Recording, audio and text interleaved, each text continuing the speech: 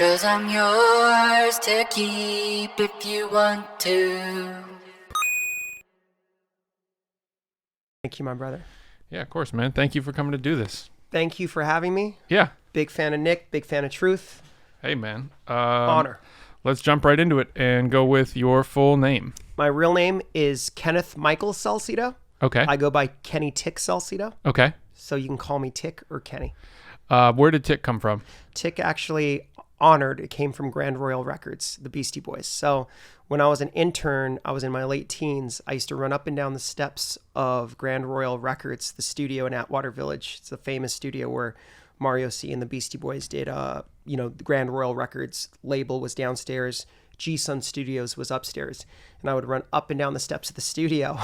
They actually say it in the Beastie Boys book in a very quick way. Mike D says it if you listen to the audiobook, but I would drink 7-Eleven coffee. I used to get it on Rowena and is that still Rowena, Hyperion area in Atwater Silver Lake borderline? Sure. I used to get 7-Eleven coffee, 32 ounces of it, like a savage, dude. Jesus. I should have died, dude. I don't know how the fuck I did that, dude. I mean, it's the most unhealthy. 32 ounces of coffee in a 32-ounce cup, and would drink coffee and like start my day on 32 ounces of coffee or get a super big gulp. Yeah. In the morning. Like, that's how I started my day. Soda, super big gulp? Oh, yeah. Oh, my God. And you are a savage. And just, like, pull up to the office. Like, why? I was already hyper. But it was, like, my way of maybe, like, overcompensating and being like, I need a little bit of juice. Like, I'm about to go intern for Grand Royal Records. Sure. And I would, sweep the floors back then and, like, make sure the office was good and do college radio. And college radio, you would call college stations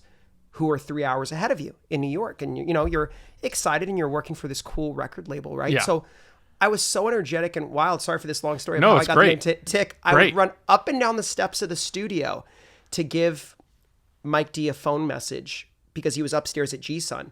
And I would be downstairs at the record label. Or I'd run up and down the steps, going between to see Mike, who was the head of the label, and downstairs, doing college radio calls, working underneath Miwa, who was my boss at the time, who was the head of college radio promotions. And then I became, after she left to another label, I became the head of promotions. But everyone at the label and Mike D would laugh so hard at my energy running up and down the steps. They would just be like, God, you're so hyper and bugged out. You're like a little tick. Oh, just wow. like every morning, you're just like, brr, brr. And what's weird is I forgot about that, right? Until like later on, everyone started calling me Tick, and Mike D called me Tick. A guy named Fritz started calling me Tick, who used to do the artwork at Grand Royal, and Miwa. And people would just call me Tick. Close friends would say Tick or Kenny, kind of like what you did, like just back and forth. But it just stuck. And it was kind of like, and as a kid, right, you think to yourself, fuck, I work for this great record label, Beastie Boys, you want a dope hip hop name. Why is it Tick? Like, that name sucks. Like, number one, how am I going to meet girls? How am I going to meet girls with Tick? Like, that name's fucking horrible. Like, what? But like, somehow it just stayed. And I think as people got to know me and the caffeine lowered as I got older in time and got healthier, it's a part of my DNA. It's like who I am. I am energetic, like weirdly enough, without any supplements or anything. My dad was the same way. Cool. Was the same way. So Tick just stayed. Awesome, man. That's a great story. Thank you. I've never really told the story Yeah. Like that, like the way people can actually, I mean, that is an honest to God truth. Yeah. Atwater Village, the name was born. Tick. Crazy. Where were you born? Funny enough, I was born in San Gabriel Valley, California. So I grew up Alhambra, Monterey Park, San Gabriel, Montebello, and Monterey Park. Those were my stomping grounds. So San Gabriel Valley is where I was born. So the nearest big city to hear music was Pasadena. Okay. Right? So that's like, so instead of driving up to Hollywood, me and my friends would go to Pasadena to hear music. Altadena, like those areas, San Gabriel Valley, backyard parties, hearing hip hop, hearing punk, hearing that kind of music. So weirdly enough, I had this small town vibe. By the time I went into the music industry, I got along with people from the Bay or people from like small towns because I was an hour and some change removed. Yeah, from like the Hollywood area. Yeah. So like I have a lot of friends as I got into the music industry, kids who like you would meet who went to like really nice schools in Santa Monica, Crossroads, those schools. You're kind of like, whoa, you had it pretty good, because to them, they grew up going to the Sunset Strip and going to see hip hop shows at the House of Blues maybe, or Yeah. where we had to work for that. Like we literally had to borrow our parents' car or take the bus and get to Melrose. And Melrose was like a big deal. Like Yeah. that was like a place that was forbidden, especially to my dad and my family. They were like, stay the fuck away from Hollywood. You got San Gabriel, you got Monterey Park, great Chinese food. A shout out to Monterey Park. Montebello, great little area that's small town vibes. And then you got Alhambra and Pasadena, which are like great skateboarding, little area. And Pasadena is like, come on, man, it's legendary. It's a legendary area. It really is. What kind of stuff were you into when you were little? It's funny. My older sister was into new wave. Okay. My older brother was into metal. Okay. And for me, I swear to you, I was like looked at as an alien. I loved hip hop. I loved Power 106. I loved anything that was hip hop, anything with a beat. So, and I loved anything rebellious. I think growing up in the suburbs, in like, when you're lower middle class, you're kind of have this kind of frustration of, okay, what's happening in Hollywood, right? And what's happening? How are all these other kids able to see these groups that I can only hear about on the radio or magazines? You're kind of like pissed off in a way, right? So you're kind of disgruntled, like teen.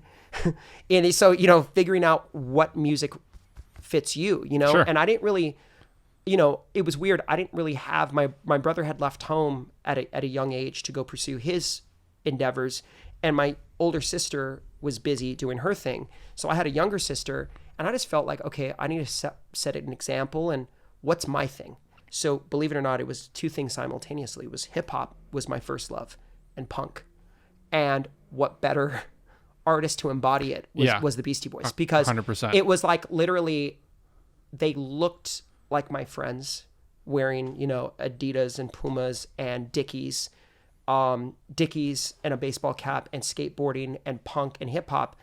And yet they could play with anyone from like a Henry Rollins band to like have the Far Side play with them, or the Alcoholics, or any of these artists that were popping off in their era.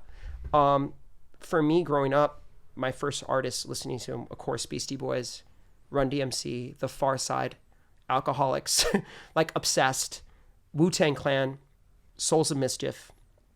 I would say Freestyle Fellowship. And I think I had this insane appetite to want to see it up close. So, there was Project Blowed happening in LA at that time. There was Bigga B was throwing an event at that time, which was called Unity.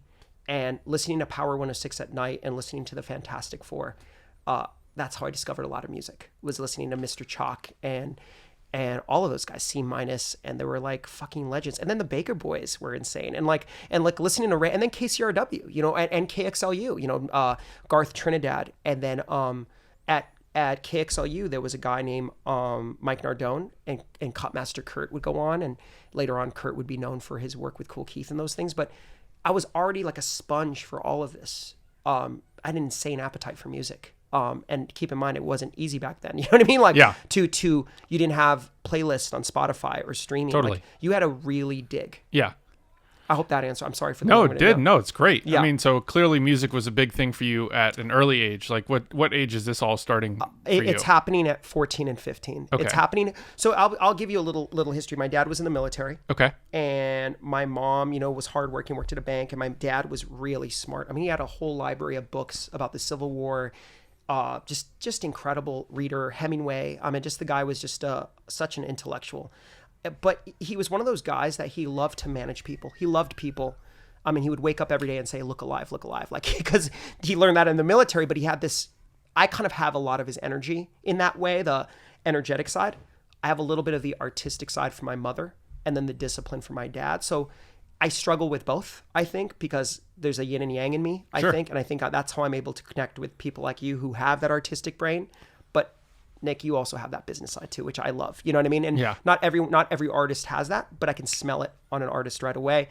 I think growing up as a kid, I swear to God, I went to Catholic school. I went to Catholic school as a kid, first through eighth grade.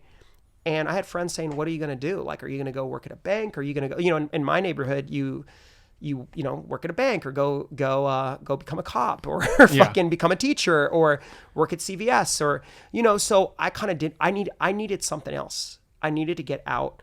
My brother was playing in bands in Hollywood, and I thought that was interesting, but he was doing that like for fun. But I was like, could you even make a career doing that? Yeah. So I wanted something really smart to do. And as a kid at 13, 14, I was starting to get really great grades in creative writing, literally storytelling. My teacher at the time was a freshman in high school, and he said, his name was Mr. Prisk. I never forgot him. He was this tall, skinny white dude. He was crazy. He looked like a stoner now that I think about it. And he said to me, he was like, I really like your writing. You use a little bit of slang, but I like it. And you should get into creative writing. You're really great. You're great at telling stories. I was like, really? He's like, yeah. And he told my dad that. And my dad was like, whoa. And I just was so intrigued that I could actually tell a story and write it down and do that I was like, this is kind of what I want to do. So I started picking up Source magazine, which I was obsessed with, right? You could think about Source back then. It was almost an A&R's dream. Before you were even an A&R, you could find out unsigned artists. Of course. And it was your Bible to what was happening in hip hop. But at the same time, Thrasher magazine would talk about punk bands, Spin, Rolling Stone. They were still, more mainstream, but you could still dig in them. You could, local magazines, LA Weekly was still popping, and you could do all of those things. So I was digging into this at 13, 14. Crazy appetite, thinking to myself, okay, I love the Bad Brains, I love Minor Threat, I love Black Flag, but I also love the Far Side and Beastie Boys and all these, and Freestyle Fellowship and all of these underground artists, even underneath that, that were starting to pop off, that I was listening to on the radio. And I was like, how do I make this something? Sure. So right away, Nick, I'm not even bullshitting you, my career path was, I'm going to be a journalist. I swear, 14, I was like, I'm going to be a storyteller and make a living doing it. And then as my dad got stressed out, he said, maybe you get your GED, your general ed out of the way, go to Pasadena Community College, PCC, sure, which is the nearest place I can go to. Why don't you go do that? Chill out. And of course, in the back of his head, if you join the army, yeah, maybe I'm like, oh shit, like I can't, God bless the military, but I just, it wasn't my path. I love what I do, but I was like, that's my father's path and my grandfather's path. That's not my path. So I kind of just felt like music was calling me, and I just had to listen. And so I'm assuming, was your first job that internship? Believe it or not, this sounds weird, and I probably won't get too deep. I think this is for another conversation, but I will tell you this. My first job, don't laugh at this, because I was raised Catholic and went to a Catholic school, I was an altar boy. It's kind of dark, dude. This is a little dark. And my first job was serving mass. And then when you serve funerals or weddings, you would get tipped. Okay. So guys would come up to you, little mafioso style, and hit you with a little hit something. you with like a 20 in my hand Yeah. for every funeral. So all of a sudden I was like raising my hand to the rectory going, I want to do every funeral, Yeah. every wedding. And I was collecting cash. And then with that cash, I would go to the record store and buy vinyl or books or magazines and buy my own stuff. And I was really obsessed with comics. So I'd buy comics, right? So I had a lot of it always stemmed from music, but I had a lot of little passions. Boxing too, so I'd buy boxing magazines. But I was obsessed with all this, right? But that was my first job. And then it turned into answering phones at the church rectory, which was a little fucked up because I was like, what am I doing here? Because all I was doing was I had my headphones on listening to music. I was really a shitty receptionist. Yeah. So then after that, there was a local record store, and I started working there for a little bit. Cool. But then what happened was, working at the record store, my friends would pull up and steal and shit. And I was like, okay, this isn't a good look for me. Like, Yeah. I don't want to like tell on my friends, but this is bad. So while this is all happening and I'm trying to finish, high school and get into college, figure out what I'm doing, swear to God, this is how it happened. I reached out, if you don't mind me telling you. No, please. This is how it all happened. So cool. That's what I want to hear. Shout out to Bob Mack because he really did change my life. And this is kind of how it happened. Of course, I love the Beastie Boys. I love the band. But I needed to figure out what I wanted to do. And I wanted to be a journalist in some way. And Bob Mack got me the internship because I was such a fan of his writing and who he was. Cool. Not just, the guy he was like Hunter S. Thompson style, like when it came to writing about bands. Like there's an article that he wrote on the Beastie Boys way before my time, way before I even met the Beastie Boys. The Check Your Head era, which is probably my favorite era to look at visually. I thought they looked the coolest. They looked fucking sick. Iconic, And I read that article, but the way he writes with slang, not the best punctuation, just kind of free form. Yeah. I was like, I can't believe this is published. And Yeah. I know this guy's smarter than that, but it's so pure. I knew it was on purpose. Does that make sense? Even as Totally. a kid, I was like, this guy's a fucking genius. Yeah. So I was like, holy shit, like I want to be this guy.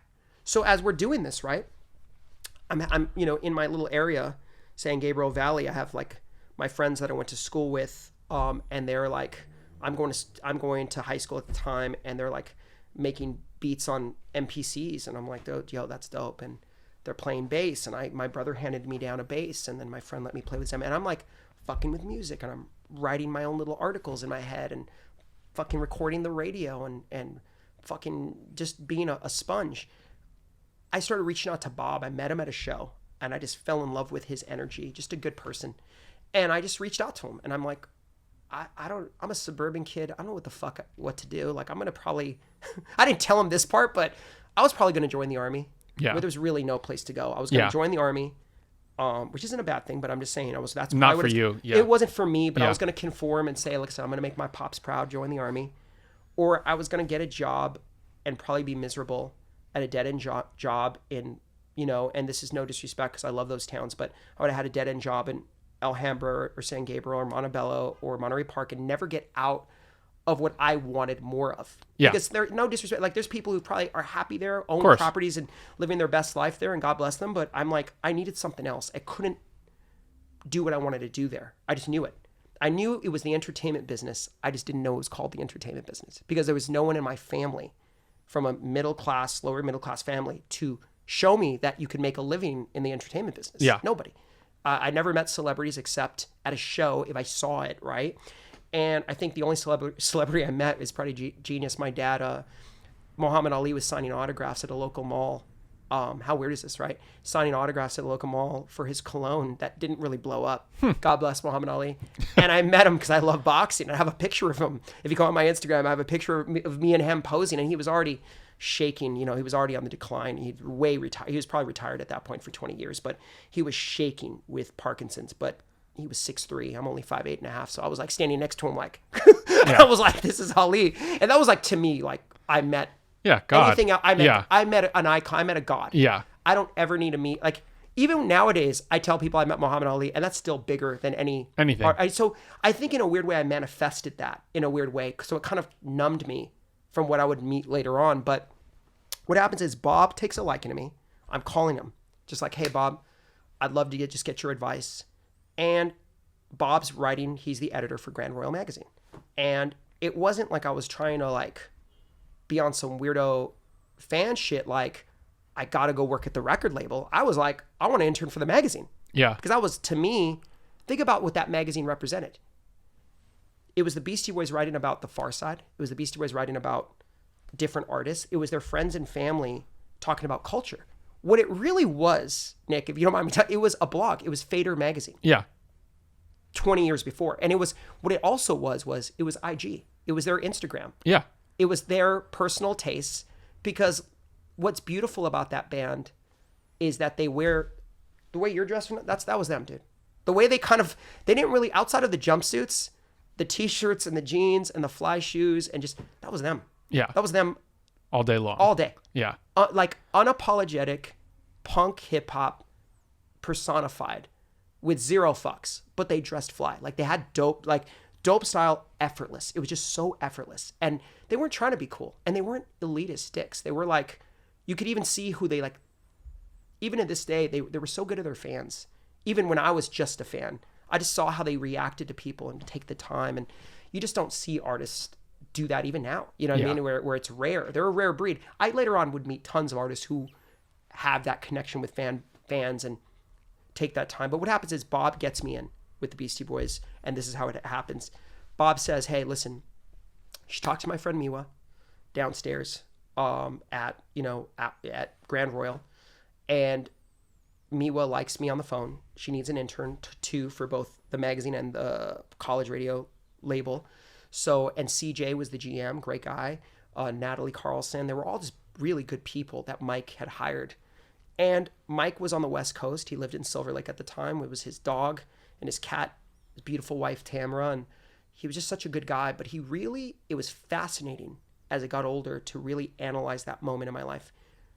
He walks in and I meet him right away. And weirdly enough, I think I was with my brother moving to San Francisco. I didn't really have an older brother figure.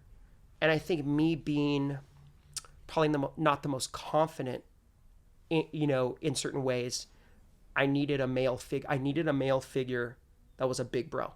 I just didn't know I needed that. My dad was busy working.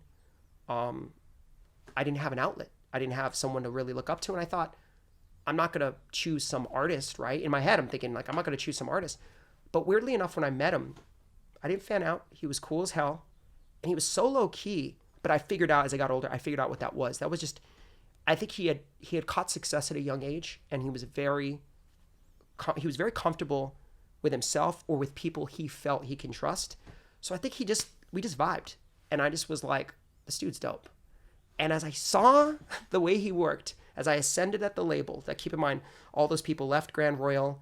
I was one of the few people who stayed. They brought in Mark Cates to run Grand Royal, and everyone, it morphed. And as all companies do, it morphs. Whatever the narrative is, it just morphs into something else. People stay, people go for whatever reason, right? Mark Cates comes in to run the company as Mike D. We forget he's also an artist. He's not just an executive. He goes off to make Hello Nasty.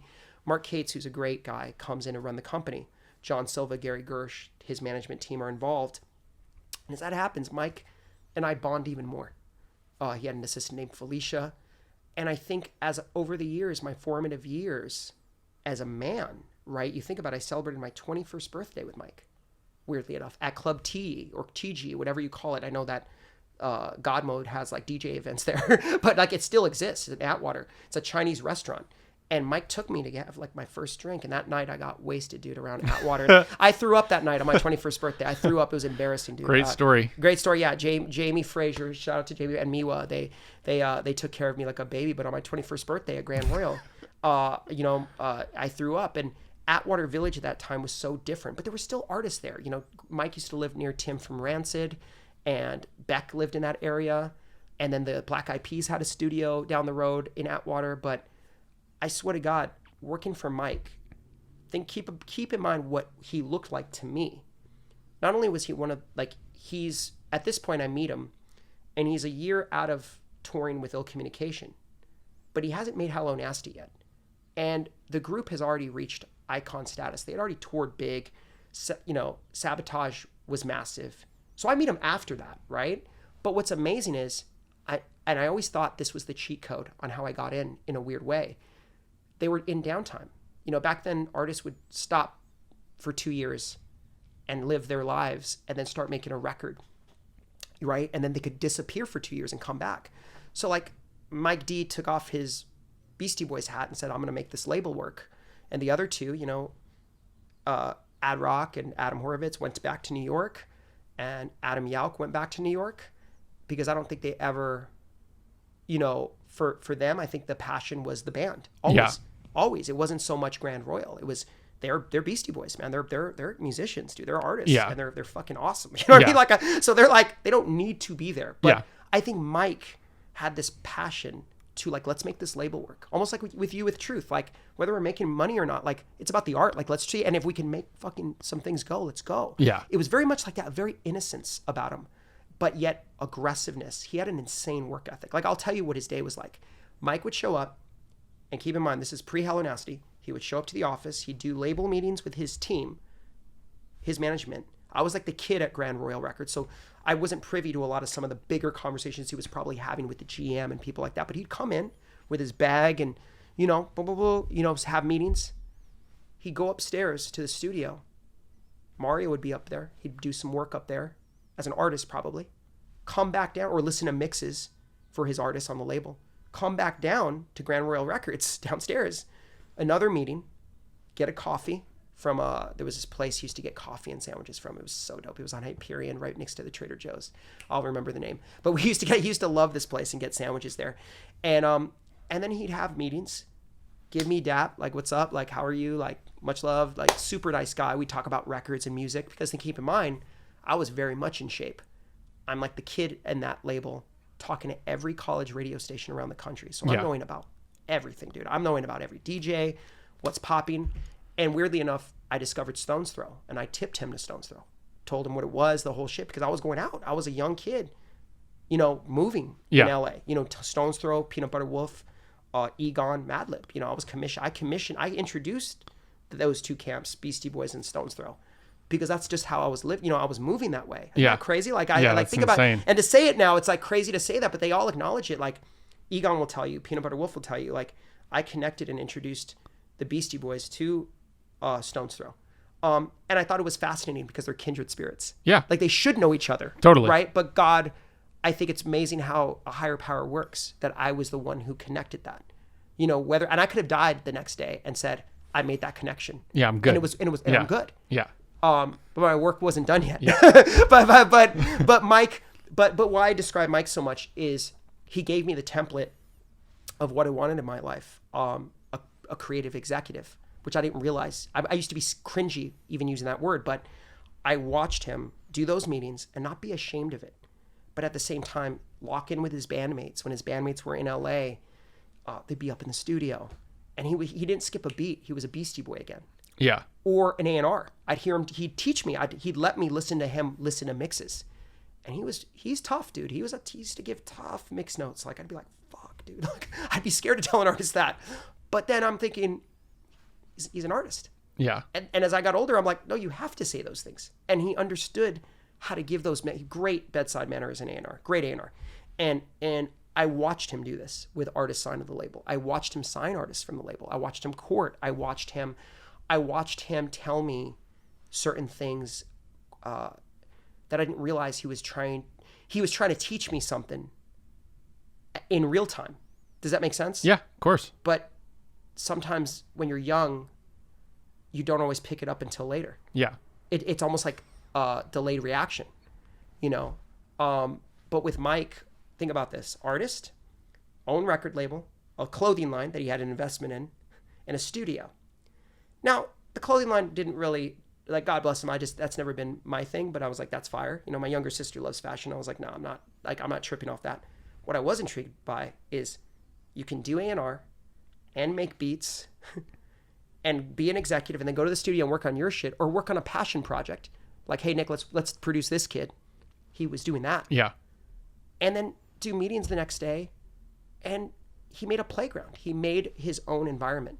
And he encompassed all of those things. So for me, I was like, that's it. Yeah. And I used to be a little embarrassed. I used to love making beats. I started getting involved with making beats thanks to him. And I loved people who made beats. And I loved writing. And I loved working at the label. So I swear on my mother, I can't even believe I'm saying this now. It's all clicking. I used to write for his magazine. I became promotions man. I ran his little promotions department for his label and did junior A&R because I was following him around everywhere. Yeah. And he was the one calling shots. He signed all the artists. He delivered all I would give him, he taught me how to give mix notes. On some of the later Grand Royal releases, he'd be like, hey, you and Mark Cates make mix notes. I was like, fuck. And he'd look at them. He'd read them. Yeah. Okay, yeah, that's right. That sucks. That's good. And I was like, wow. But I started getting insecure going, God, maybe I should that's a little ADD. Maybe I should focus on one thing. Mike made sure I didn't have that insecurity because he was the template. Yeah. So sorry for this long video. No, dude, it's awesome.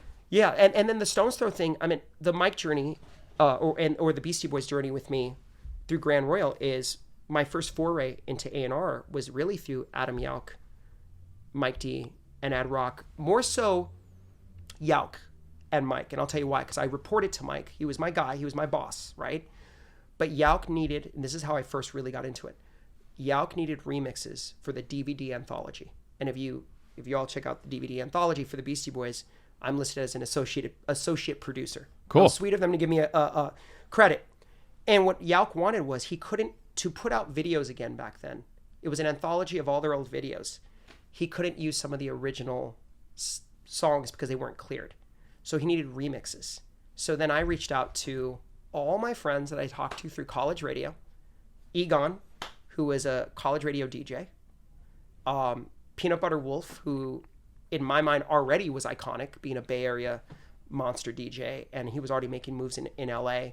And I just was a fan. I thought Chris, he still and always will be a genius. He's just is Peanut Butter Wolf. Yeah. For anyone who doesn't know, I love him. Egon, same thing.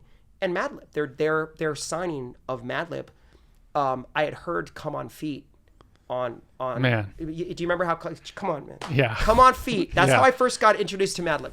I was listening to the radio late at night, Fantastic Four, and Mr. Chalk, Truly Odd, J Rock, and C Minus played "Come On Feet," right?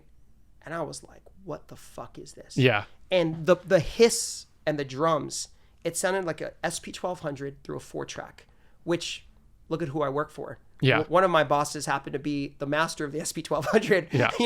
at Rock. So I was like, well, this sounds like some shit Mario C and the boys would like. Like, this sounds fucked. This sounds kind of so fucked up, but yet it's on the radio. Yeah. And it's dope. And I reached out to them and I was like, guys, can you guys do a remix for the Beastie Boys? They thought I was fucking with them, but I put MCA on the phone with Egon. I put him on the phone with all of them. Peanut Butter Wolf did a remix. Egon did a remix. Madlib did a remix. I actually had to pick up the remix from Madlib, who was high on a couch. God bless Madlib. I love Otis.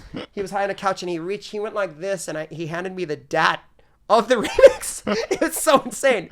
And I was a geek, dude. I was a total fan, and I'm sitting there going like, I can't believe this is moment. Awesome. Yeah. This is fucking awesome. Yeah. And keep in mind, he later became even more of a legend. Yeah. So to even tell this story is so fucked. Yeah. And none of them could deny it. It's the truth. And I took the DAT, and believe it or not, it was one of the Beastie Boys, especially Ad Rock's at the time's favorite remix on that anthology. It was Madlib's. I loved all of them. And then of course Cutmaster Kurt did a remix, and Cutmaster Kurt got Mo Love from Ultramagnetic MCs, I believe. And then we got Alchemist. Well, no, actually Alchemist, I put him on the phone. He couldn't do a remix. I wanted him to do the remix, but Evidence did a remix, and Evidence fucking killed it. And it was amazing. If you notice the era of the people I'm talking about, it's all, that's my shit. Evidence, Dilated Peoples. On Grand Royal I also wrote for Grand Royal Magazine, right? Articles. The editors there after Bob Mack left were amazing. Eric Gladstone and Ian Rogers had gr.com, and I had my own thing called Tick's Corner, which cool. Some of the Fader people, I swear on my mother, they said this. They said, you were one of the first bloggers. I don't think so, because I think people were doing it. I also think that's such an insane thing, but to even claim. But I will say this. Tick's Corner was a fucked up little diary that a kid would write me, that I probably don't ever want to go back and look at those things, but I would put slang on there, and I'd interview Dilated Peoples because I love Evidence and Rocka. Yeah. And I just thought those guys were fucking magic, man. I'm an Evidence and Rocka magic. Yeah. And Alchemist, even though I never got a chance to commission a remix for the Beastie Boys, I thought Alchemist to this day stayed so pure and so real. And so, like, I ran into him about 5 years ago at a spot, Roy Choi's spot in Culver City or Venice, A-Frame. I think Mike turned me onto it. And I saw Evidence and, of course, his partner in crime there. The two of them were sitting there, and we were just sitting there, and I ran up to them, and they showed me so much love, and they're the sweetest guys. And you think about what legends they've become. But keep in mind the scene in L.A., Cut Chemist, DJ Newmark, Jurassic 5, this shit was just going. Ozo Motley, and there was a kid, how funny does life work? There's a kid named Alfredo Ortiz who became the Beastie Boys percussionist in the same time I was working for the label. And I used to throw lemons across the street at the marching band when I was a little boy. I was a little wild, hyper as fuck. And I used to throw lemons because they were so loud. I was like, fuck these guys. I'd throw lemons like a little savage. Boom, boom, boom, boom. Me and my younger sister. And weirdly enough, I'm backstage at a Beastie Boys show. And Alfredo Ortiz is this insanely talented percussionist and musician, just overall musician. And he's the nicest fucking guy. So he's sitting there, and he's charismatic as fuck. So he's sitting there like a little kid, and we're around the same age, and we're laughing, and he likes me, and I like him. You could already tell we're kindred spirits. And he looks at me, and we talked, where did you grow up? And I tell him, and all of a sudden I said, yeah, I used to throw these lemons at the marching band for Don Bosco Tech. And he dies, and he goes, fuck, man. When I was a little boy, I was in that band, and I see the lemons. How crazy is this? Right? And then we both are across the world, both working for the Beastie Boys. How weird does the universe work, right? So I'm like, Fredo always knows me for the like, I'm a savage, bro. I threw lemons. Like, I was a savage. I don't know why I was so weird like that. Like, why would you throw lemons at a band? Like, it's so horrible. I look back at that now. I hope I never have kids that do that shit. But I was like, fuck. And I'm glad I was able to make you laugh. But going back to Grand Royal, it was the entry point for me to meet all these amazing artists. And in a weird way, I didn't realize this. I was really doing A&R. I started commissioning remixes. Stones Throw to do remixes for the Beastie Boys. Beastie Boys do remixes for other people. I actually, Mike D loved the idea of Raucous Records. You remember Raucous? Of course. So he just loved it. He was a fan. And that's the thing with Mike. Moax, Raucous, he just was a fan of other people. Like, he was never a hater. None of the Beastie Boys, it's amazing, that group, how they actually, listen, if somebody copied their shit, who cares? In their minds, they were like, fuck it. We have our thing, they have their thing. But what I always loved about Mike, he actually like encouraged independence, like Moax and Stones Throw. He was like a fan. He like became a fan of it. Like, yo, I love that Chris is doing that. That's fire. Like, just so pure like that, right? You rarely get that. You could imagine most label heads would be like, oh no, fuck that. That's competition. Nah, he was never like that. I think it's because, again, he's an artist. I was lucky to have learned A&R from an artist. He looked at it from an artist perspective and a business perspective. Oh yeah, what are they doing? Why? This Madlib signing is dope. What is that? Oh, let's hear that. What are they playing on that mix show? Like, Mike, to this day, man, he has a show on Apple. I mean, the dude stays in shape. He has kids now that tell him now, teenage kids that tell him what's up, right? But also, I don't even think he's even relying on that. He's one of those people that it'll always, you want to look at it on a spiritual level, great music will always find him, and he will always find great music, right? Vice versa. It's symbiotic. I don't think a guy like that, he could be alone on an island and it'll find its way. And the same with all of the Beastie Boys. Yauk was the same way. I think Adam Horovitz, when I knew him, was fucking fire, bro. Like, those guys are like, they just attract dope music and sample it and replay it or make it up themselves, and it's magic, bro. I mean, I was very lucky to study and be around them at a time that, to me, I mean, Hello Nasty is my favorite album they made. Check Your Head, as a fan of them, was literally just me as a kid looking at them as a fan, right? But I didn't know them.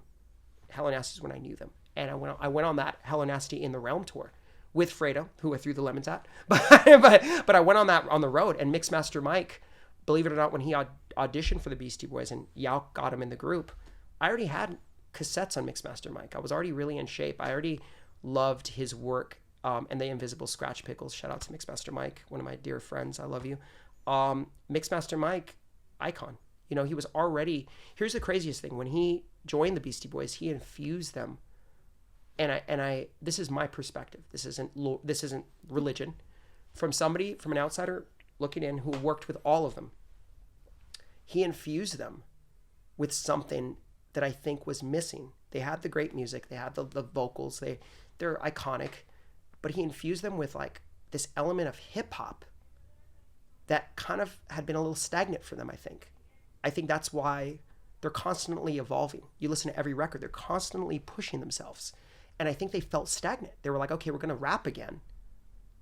Who cares? Well, what does that mean now? What does that mean nowadays in 1998? What the fuck does rapping mean? Right? Eminem's not out yet. There's nothing really breaking boundaries. And here's the thing. They're tight with Tribe Called Quest. They're tight with Talib Kweli. They know all these fire MCs. So like, why the fuck, like what's going to stimulate them, right? Almost like athletes. And then they get this kid, Mixmaster Mike, to DJ for them. And he infuses them with break beats as they're rapping. See, if you go back and watch YouTube videos, he would surprise them and drop breaks as they're singing. Like, so they're singing So What You Want. In the middle of the verse, he drops in a crazy classic break. Or fucking, one time he dropped, they did another song. He dropped Master Ace, sitting on Chrome, and a Tribe Called Quest beat and a De La Soul beat. And it was fucking insane. Rapid fire scratching. This is no Serato. Like, this is not Serato. Like, if anyone understands, like, this is a guy who I watched DJ, and when I saw Mixmaster Mike DJ on his own, he did something at what used to be called the Palace here in Hollywood, and it was a charity event. And when he got up on stage, this isn't bullshit. This is the truth. Mark Ronson, Steve Aoki, and pretty much every celebrity DJ of that era stood back and were literally doing this, like, bowing, because you had to. Like, Mixmaster Mike is the most ridiculous DJ, incredible. Even his own peers, who are monsters, Scratch Pickles and, Beat Junkies, and those guys fucking show him love. They're like, this guy's a monster. Yeah. So Sorry for that long-winded. Dude, not at all. Yeah. Nothing to apologize for. Yeah, It's yeah. such cool stories. Yeah, such cool stories, and you took me in this journey. Sorry, man. I mean, I Nothing to apologize for. yeah. I That's think the point of it's a this. great conversation. Yeah. I think you're making me relive it, and through the Beastie Boys, I was able to learn A&R through Mike D, and really graduate. You know, when the label was kind of no longer being fun. If you get the Beastie Boys book, he says that it's kind of becomes a bit more businessy for him. Hello Nasty's successful, which I don't think I don't think they expected it was going to be that successful. Intergalactic was massive. Yeah. Massive. And and keep in mind that's a Intergalactic is like an interesting song when you listen to it even now. Yeah. It's interesting. It's like hip hop and the rap, but it's like it's trippy. That's like the crazy little voice and Yeah. Mario sees magic, with the three of them and and Money Mark, and it's just unbelievable, that group at that time. But the reason why I think there's so much of they started me off. There's so much of my DNA that I didn't want to deviate from just talking about what we're here to talk about, but there's so much of my story of why I'm here.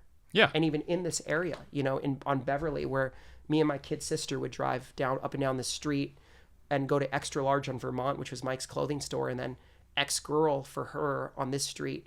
And we became like the kids of Grand Royal, literally, which was a culture. So we were like that. Me and my younger sister, I would bring her everywhere with me, and Fredo and Sally and Sarah, and like we were like the kids right below them that were a part of their baby dragon entourage. Yeah. And they were the guy, they had their own crew.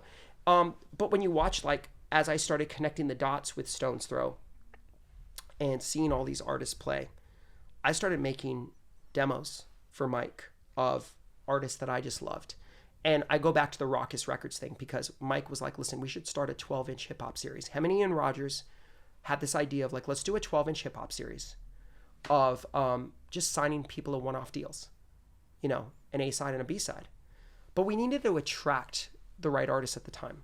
So Mike goes, why don't, I think it was Mike who came up with the idea, and it was a conversation I had with a manager who used the word blow up factor. Like, what's the blow up factor? And Mike always loved the story and would laugh. Mike and I would tell each other stories and like quote people. And, we were like brothers, man, like siblings, and we'd just make jokes. And Mike loved the name The Blow Up Factor. So I named the series The Blow Up Factor because it's kind of dope. Like basically it's what's the blow up factor? Yeah. And it was a series of 12 inches that I actually worked with Mike and A&R'd those and actually named the series. Cool. And the first one was, and this is my first real foray outside of the remixing into this, Mike D had me work with his band, and I came up with the name The Scientists of Sound, and that's what I called it. It was named after a lyric on Hello Nasty on one of the songs, and I asked the guys if they approved it, and the Beastie Boys approved it.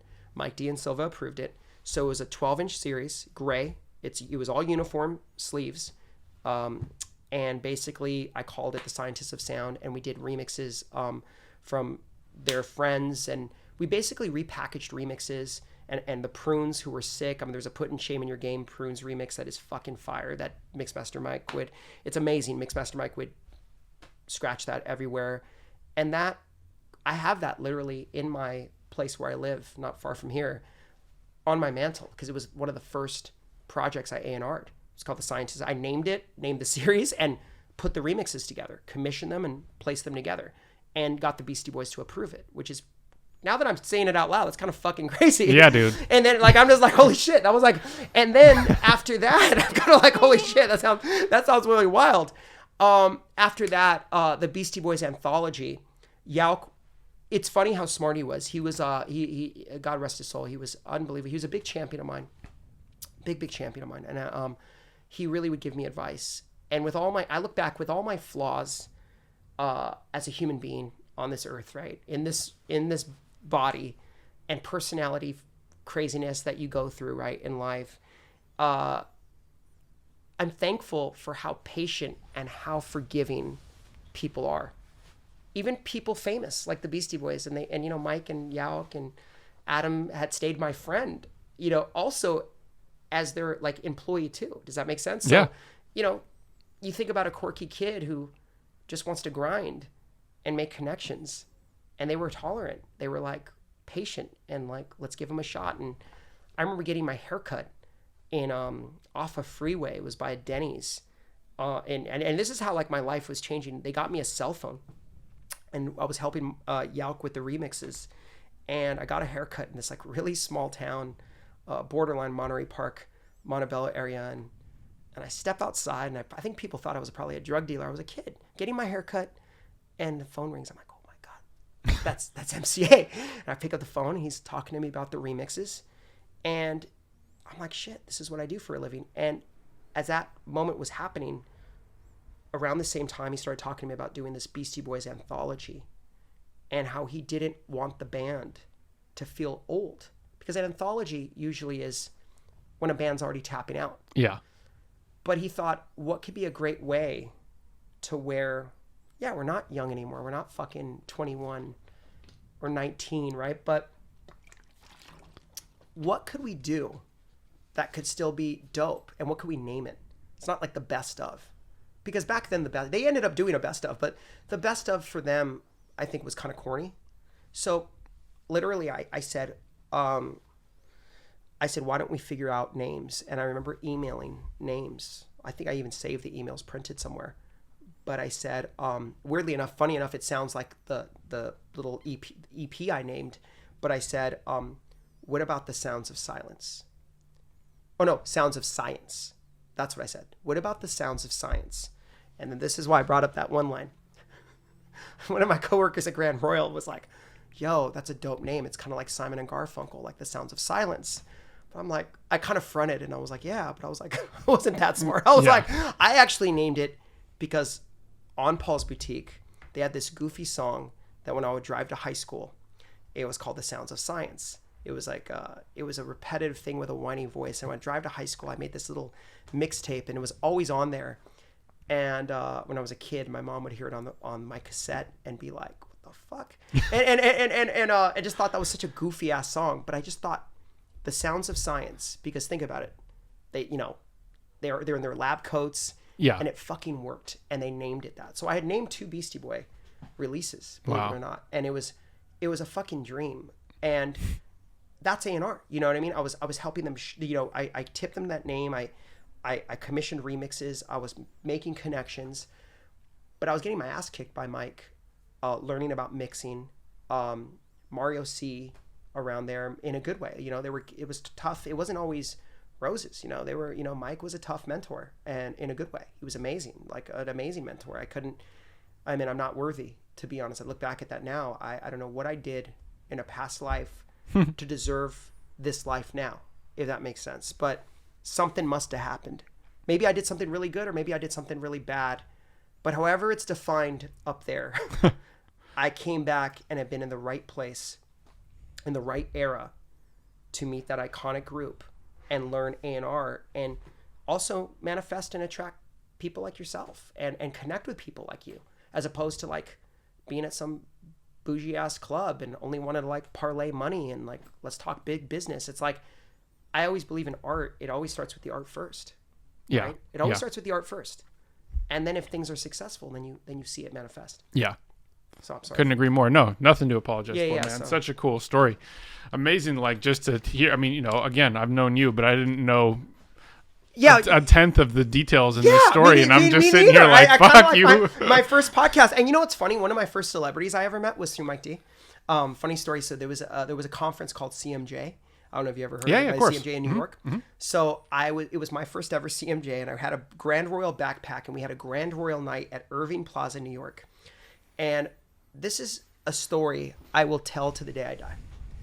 Now, when someone who's famous or semi-famous is around other people of that same status, the usual mindset, or at least us people in the business, sometimes you think people might change. So like, if you're running into a famous person, if they're around their famous friends and you're not in that world, they may not have the same energy with you, right? That's what you'd think. And that's what I would think as a kid, as a kid working for Grand Royal.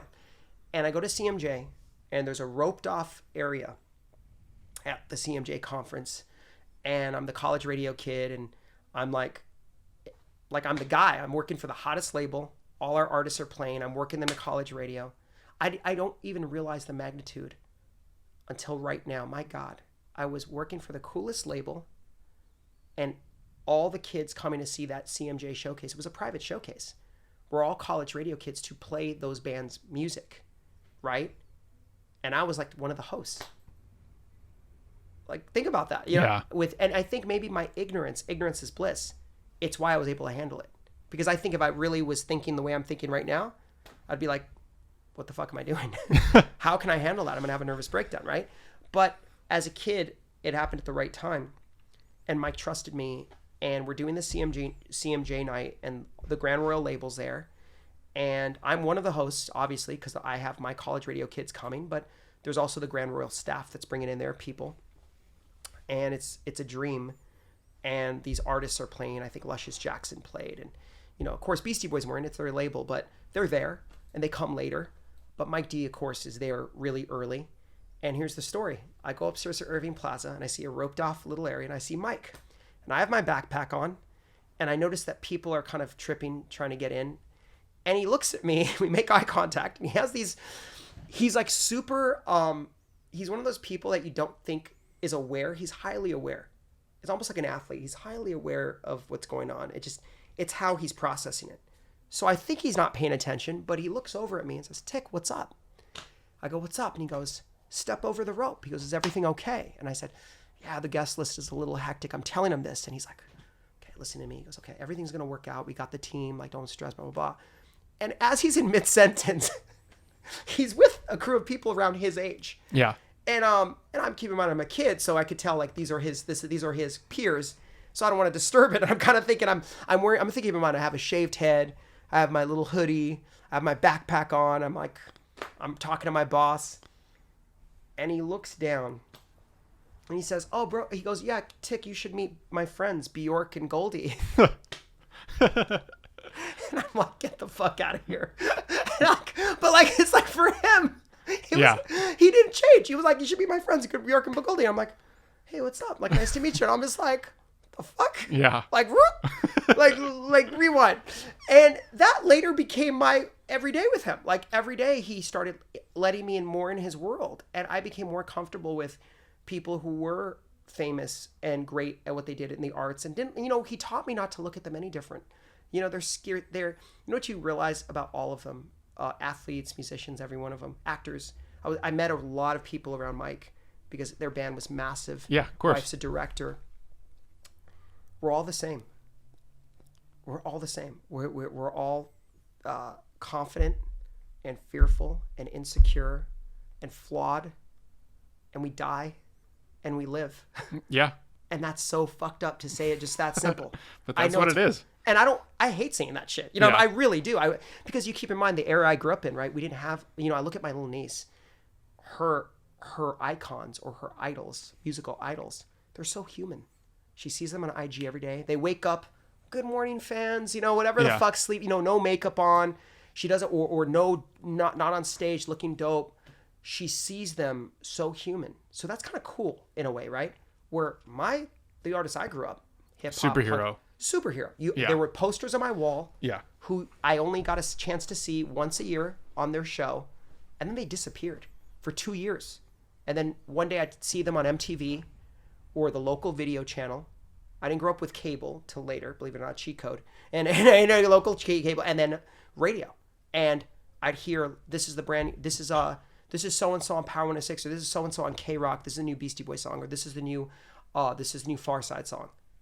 This is a new, and you're just like, holy fuck. You know what I mean? And that's how the shit was done, right? Yeah. So going back to that, seeing Mike normalized fame for me. God, that's a weird word. I never would have thought that I'm going to use that. Mike normalized fame. He normalized it for me. It became, they're not, Mike once said to me, no one's special. Like, he once put me, they had to go somewhere on a private jet. It was my only one time doing it. And I went with them. It was a private event. And I went with them. And Mike said, this isn't what normal people do. All these things he was instilling in me. So I didn't get cloudy or fucked up. Cloudy and clouty. And I never name dropped. I never did those things. That's why even you didn't know that narrative about me. Yeah. Because I think as a kid telling these stories, it wasn't jealousy. But in this business, a lot of people have an in. A lot of people come from a bougie family. A lot of people are the sons and daughters of great executives. Yeah. A lot of people, and whether they want to say that helped them or they work hard, that helped them. Let's keep it real. It fucking put them in front of the line. Yeah. You know what I mean? And they could always say, it was my hard work that kept me there. I used to say, yeah, maybe. There's a lot of people who work hard. Yeah. Why the fuck do you get to keep in that place, right? So let's keep it real. Like, as I got older, I realized I hate nepotism. It's fucked, you know? It really is prevalent in our business. Always will be. Yeah. Always has been. That people say, oh, it's going to stop. It's never going to stop, dude. It happens in all kinds of different ways, but it's there. And it's one of those things where I was blessed that Mike and I weren't related. And he's somebody that really, I swept floors, dude. At Grand, you ask somebody to sweep a floor now, you're gonna get fucking, you'll get fucking canceled. Yeah. And Mike didn't ask that of me.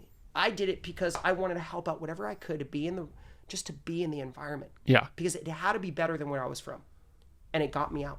It fucking got me out. It got me out. It inspired my younger sister. She's a big real estate agent now, and I stay in shape, dude. I don't look at younger people, younger or older. I look at people like you look at what you've created. You created this environment. I'm doing a podcast in a dope fucking studio where some of the most iconic next gen artists have recorded upstairs. Why is that? Why is that? It's you manifested that. Nick made a grown up playground.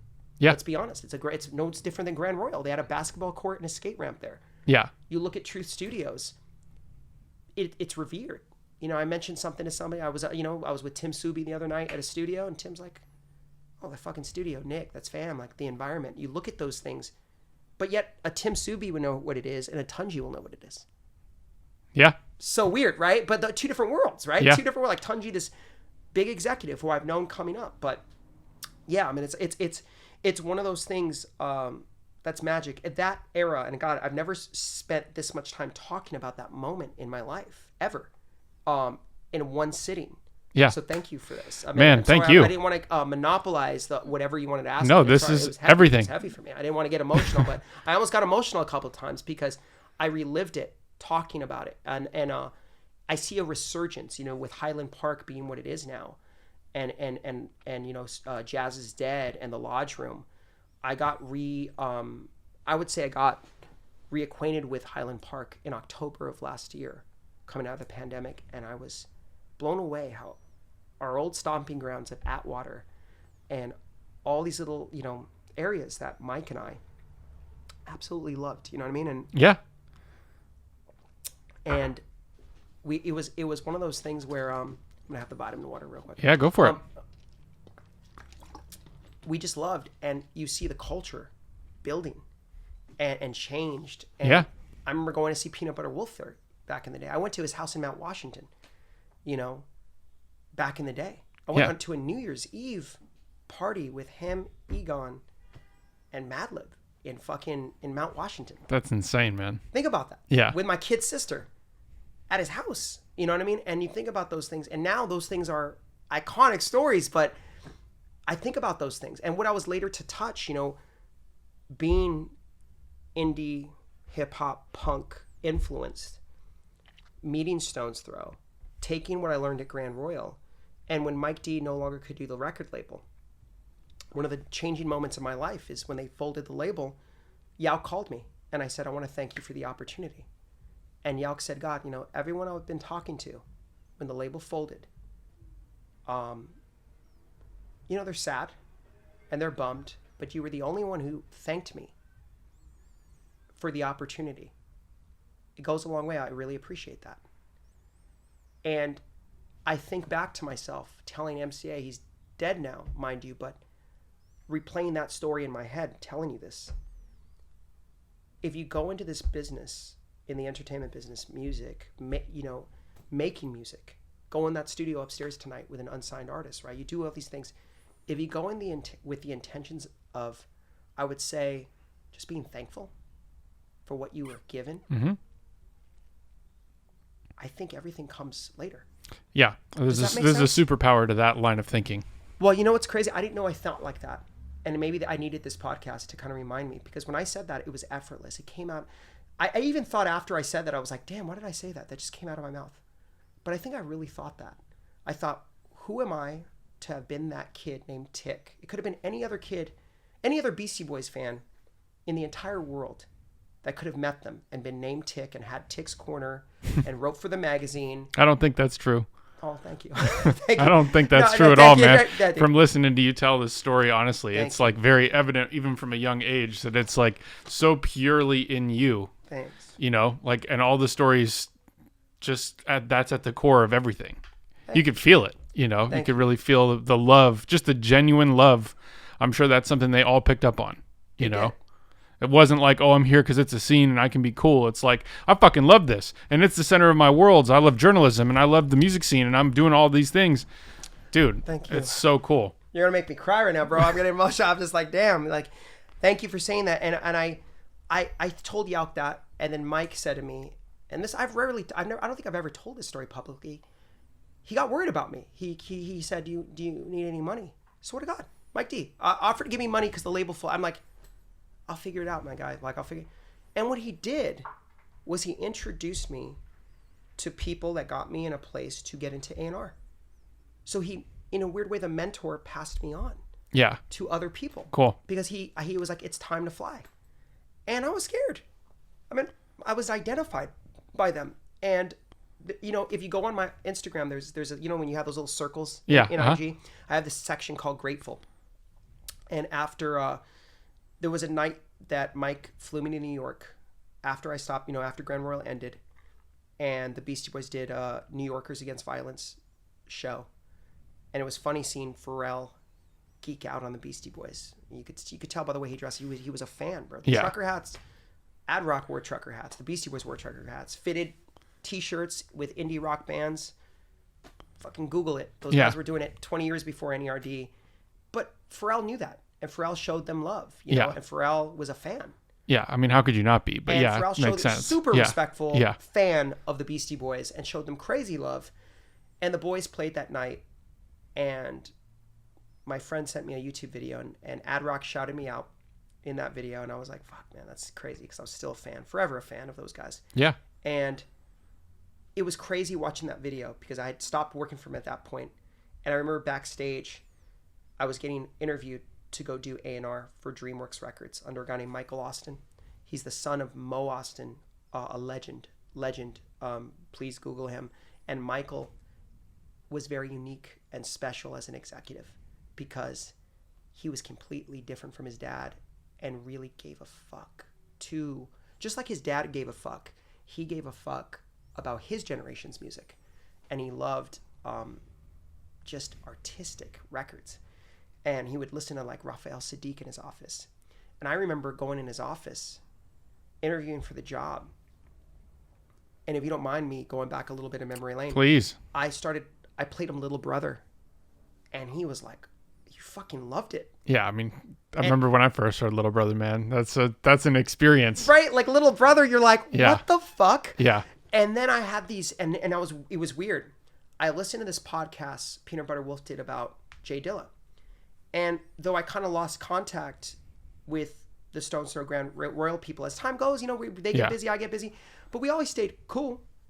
I had gotten demos, and I don't know, I got to talk to like Naeem Ali and a few other people how this happened and go back in memory lane, because keep in mind, this is like way back in the day.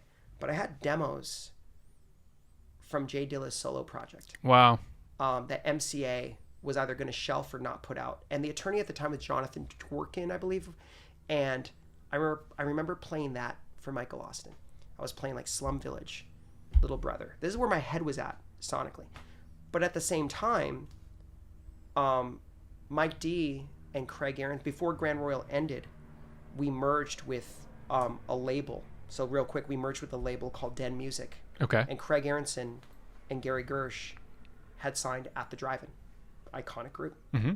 And we merged with, when Den Music had issues, Grand Royal had issues, we lost distribution from Capitol.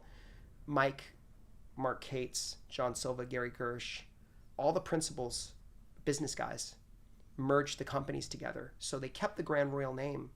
We moved from Atwater Village Sadly, I helped pack up. Literally, I have a little bit of history with that. I packed up the studio Wow. for Mario C to send it back to New York for Yauk to start Oscilloscope Studios. And what a dream, right? To have been a part of that. And Yeah. to physically Get the closure of it. I also. have the closure. Yeah. And I even have an old VHS tape where I walk around, and I'm going to find that VHS tape. Cool. Where I think I walk around and I record kind of my history Yeah. in that place. And I probably start crying if I watch it, because it's such my DNA. It's my childhood. Yeah.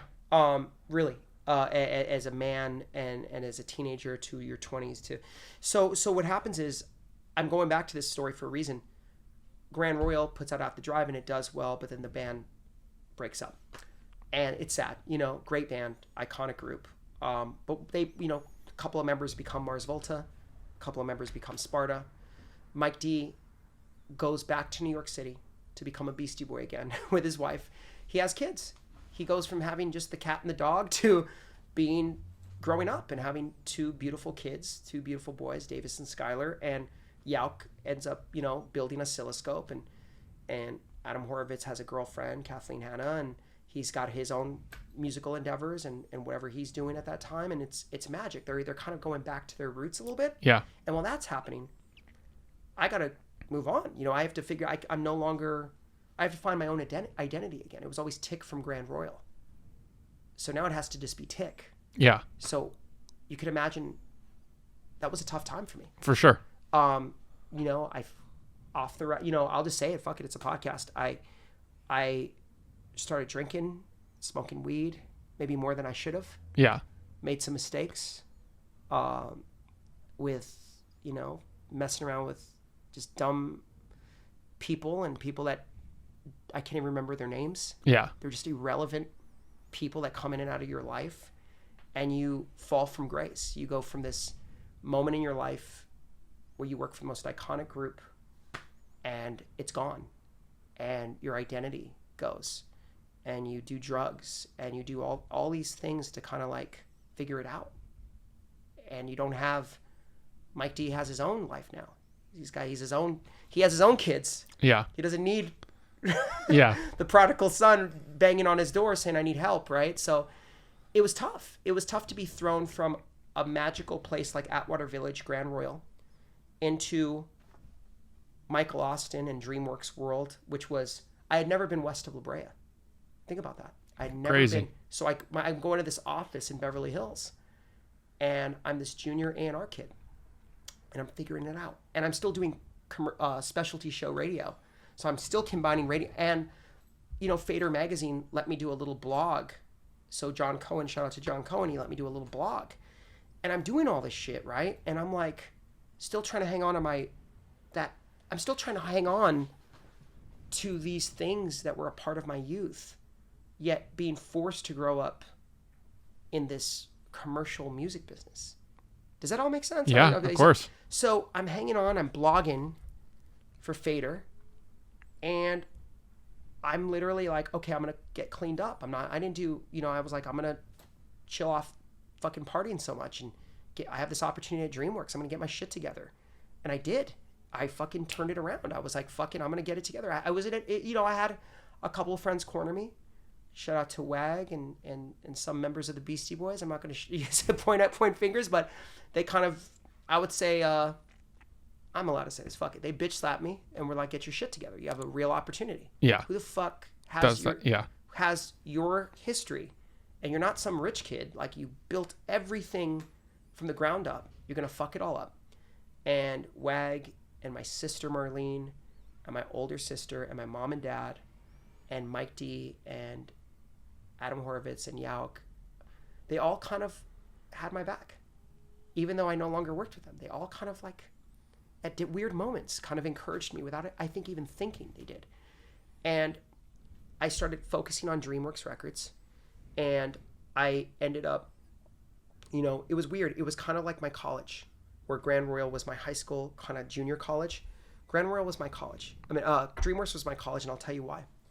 We had some great execs there, and I was able, for really inexpensively, I worked with this band, John Theodore from Mars Volta turned me on to this band called Rye Coalition, and we wanted, Michael wanted something rock, so we signed that band. And I knew John Silva, who managed the Beastie Boys, and we got Dave Grohl to produce that band. Wow. Fucking crazy. Yeah. So like I commissioned that, and at the same time, no way am I going to give up my love for hip hop.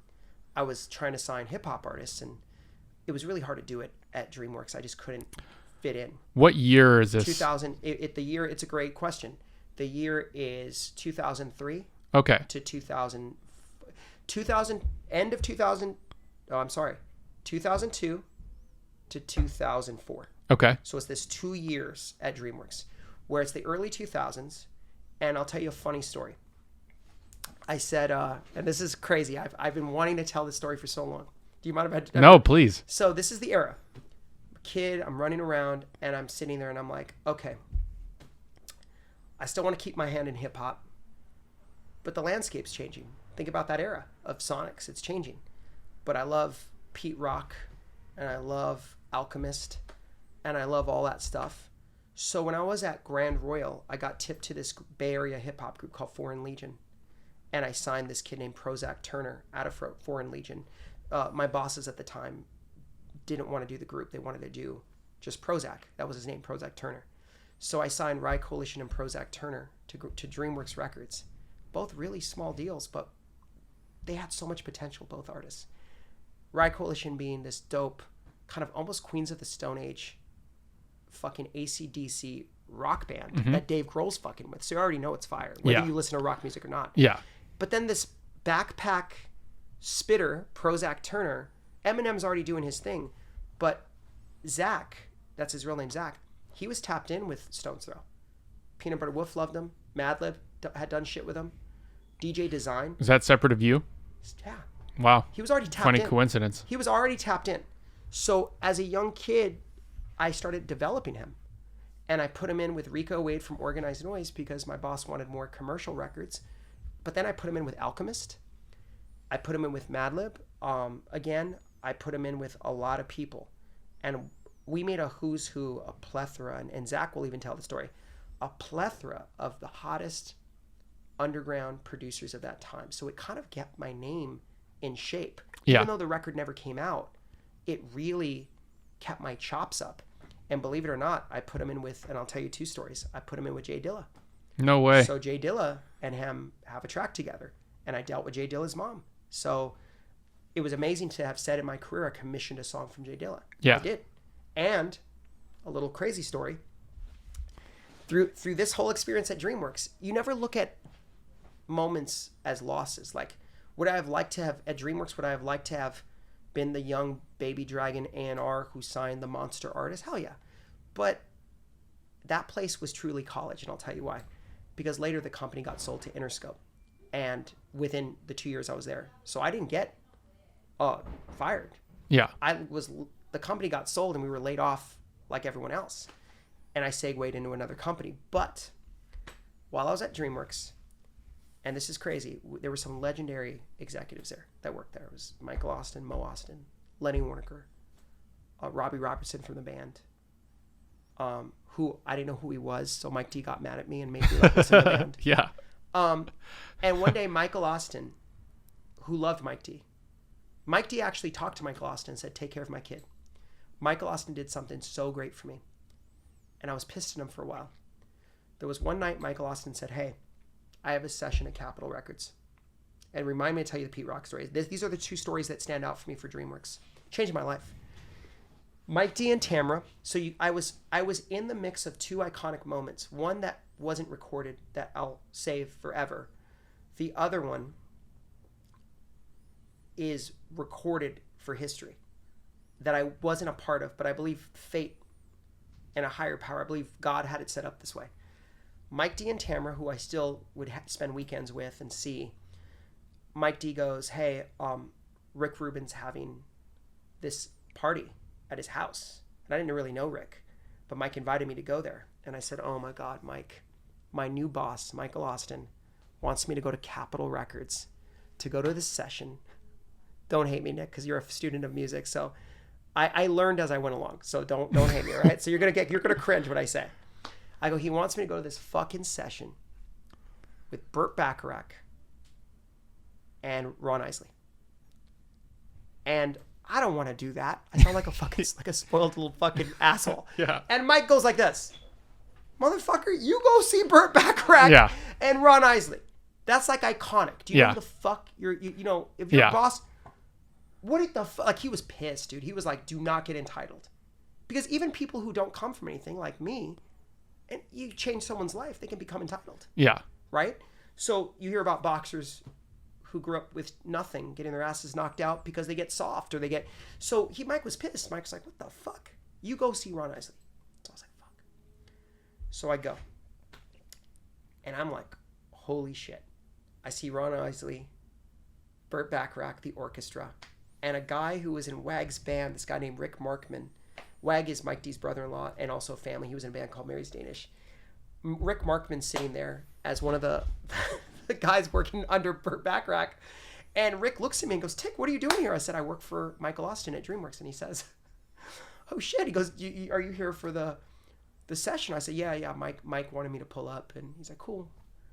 And I'm seeing this guy. He's about your height, built like you a little bit, jumpsuit, like a little tracksuit, older man though, like old man. And I'm like, man, I go, this is crazy. I go, did you set up this orchestra? He looks at me, he goes, yeah. He goes, I'm really excited about today. I'm like, oh, that's great. And I go, do you do this often? And he goes, yeah, as much as I can. I'm like, that's crazy. And he goes, what do you do? And I said, I work for Michael Austin. I'm his guy.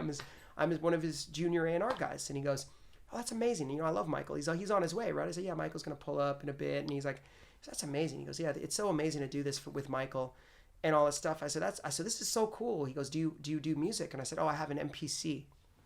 I'm an MPC 2000 and I make beats. I kind of sample this kind of shit, but I've never seen it in person. Yeah. Very rough around, like I'm kind of still learning my place in the world. So I'm kind of rough around the edges. And he looks at me and he goes, that's crazy. I said, what's your name? He looks at me and he goes, I'm Burt. Like, I'm Tick. Burt Bacharach. Yeah. And all of a sudden, I'm like, Burt, if you don't mind, I have a lot of friends who make beats and sample. Could I get your number, bro? I'd love to I'd love to pull up and yes, this is me, dude. So like clueless. Yeah. And he looks at me, he goes, oh yeah, Tick, here's my number. I get Burt Bacharach's number. I'm not even bullshitting. I get his fucking number. He gives it to me right there. Lock it in myself. Walks away. Rick looks at me like, what the fuck? And I'm like, yeah, I go, so wait, that dude is Burt Johnson? And he goes, Burt Bacharach. I'm like clueless. Fucking clueless fucking baby dragon. And then I know who Ron Isley is from my dad playing his records. Sure. I tell Mike the story the next day, and Rick tells Wag. They're making fun of me. Mike is pissed. Mike is like, you're going to read every Burt Bacharach story. You're going to re-listen to all of them. And then all of a sudden, I was super humbled. Yeah. So one day I'm at Coffee Bean in Beverly Hills by DreamWorks. Who walks in 6 months later? Burt Bacharach. And I lean over and I front. I kind of act like I know. I give him a half hug. Burt was, and he shows me so much love. He goes, you're Michael's guy. What's up? He goes, you're Tick. And I go, what's up? And I'm like thinking, oh my God. I was so huge. Like, I was sick that I didn't do my, and it taught me, you do your fucking research. Yeah. If you're privileged enough to be in this business, you research everyone. You don't fucking know, right? So sorry to tell you that long-winded story. No, great. So then this is amazing story. So this is another part of my DreamWorks story. As I'm working with Prozac Turner, I say, hey, let's go to New York. We go to Battery Studios in New York. And as we're in New York, I said, we're going to get a session with Pete Rock. And he's like, holy shit. So Pete Rock does a session with Zach. Because keep in mind, Zach can spit. It's underground hip-hop. It's Pete Rock. Pete Rock rather probably be producing that than some bullshit in the early 2000s, right? Sure. So Pete Rock turns around and says, yo, this kid's dope. He's super nice to me. And Pete knows, like, at that moment, I told Pete my history, vice versa. I think Pete and I, we didn't stay, like, we're on IG, and he's super nice to me, but I'd love to reconnect with him again because I just had such a great conversation with him that day. But a week before I fly to New York with Zach, a guy named Robert White, who was part of DreamWorks Publishing, brings around a very loud artist who was buzzing, already popping at the time, Kanye West. Wow. Through the Wire. No way. Yeah, so he's already in the documentary. That's why I was laughing. So I don't know how this happened. And I got to actually, if I ever meet Kanye, again, I will ask him this question. I'll be like, bro, do you remember? Because Pete Rock remembers this, and Pete Rock will literally say, this is a true story.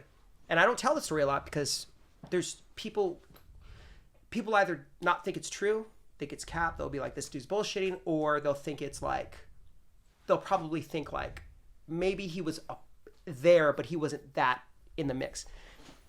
Facts. This is the true story. On my mother, swear to God. And Zach will tell the story.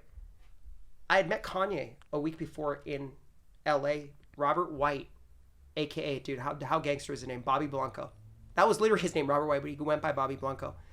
Was taking Kanye West to different offices at DreamWorks because Kanye was taking label meetings as both an artist and a producer. He was already popping, buzzing. And of course, you hear about all the stories, 3H was trying to sign him at Capitol, all those things. And that's all true. And I really wasn't in the competitive mix like that, if you think about it. I'm not trying to be... If you think about where Tick was in his life then, I didn't have a reference point to be a competitive A&R or competitive executive. I come from Grand Royal Records, where I put out cool indie records.